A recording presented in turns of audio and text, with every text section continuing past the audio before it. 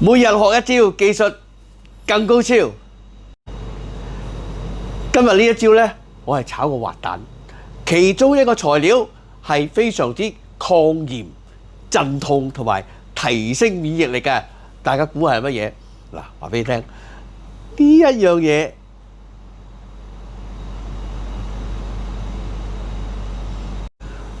大家睇得清唔清楚啊？嗱，呢個就係長白山嘅黑螞蟻，咁呢個好有抗炎啦、鎮痛啦，同埋提升免疫力嘅。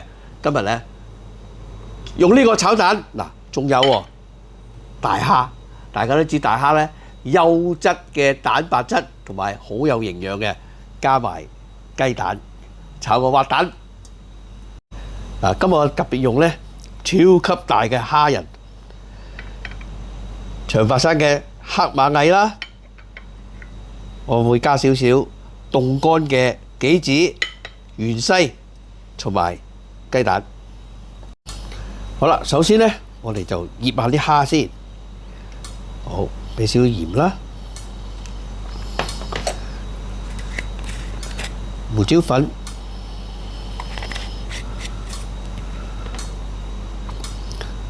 生粉，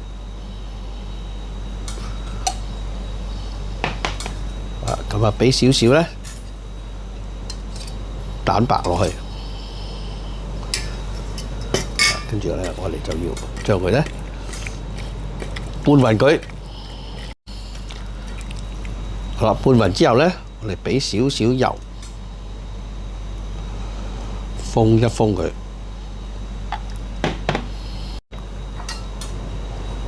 好啦，蝦仁咧，我哋醃緊嘅時候咧，我哋俾半茶匙鹽啦。好啦，跟住咧俾少少胡椒粉。好啦，跟住我哋發勻隻蛋先。好，發勻咗之後咧，放啲黑螞蟻落去。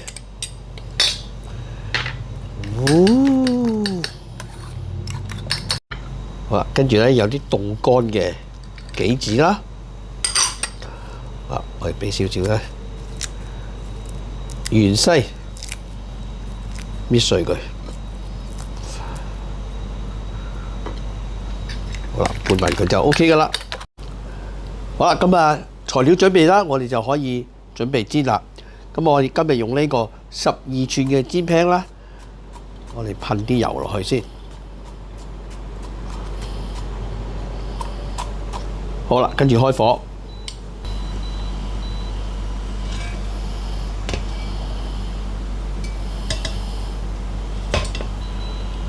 好啦，個煎 pan 咧有啲油紋啦，有啲白煙嘅時候咧，我哋就閂翻細火。咁我將我哋嘅大蝦咧就可以放入去啦。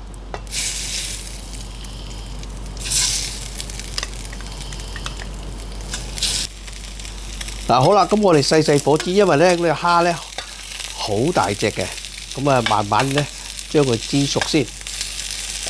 好啦，煎咗2分鐘到啦，我哋將佢咧反翻住佢。好啦，嗱，再煎下呢邊，等佢咧煎熟佢先。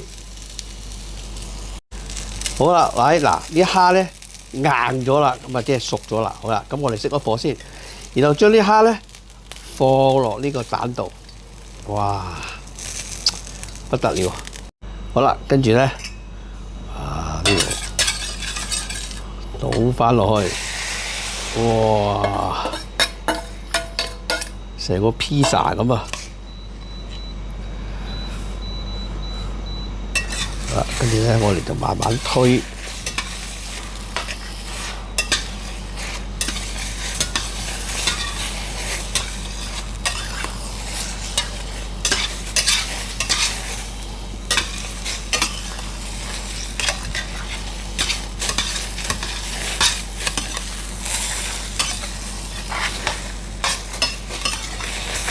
好，完成噶啦。嗱，唔使咧煮太熟㗎吓。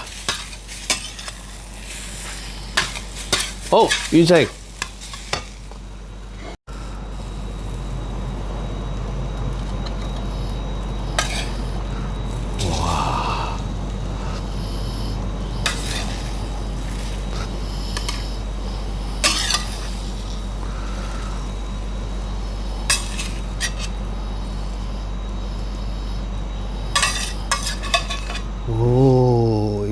完成嗱，放少少嘅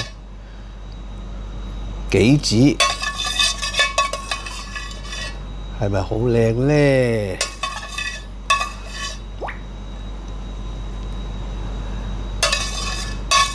好，哇！長白山黑螞蟻大蝦炒滑蛋完成啦，補下身先。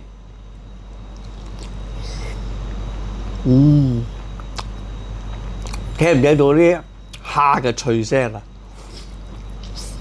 一流！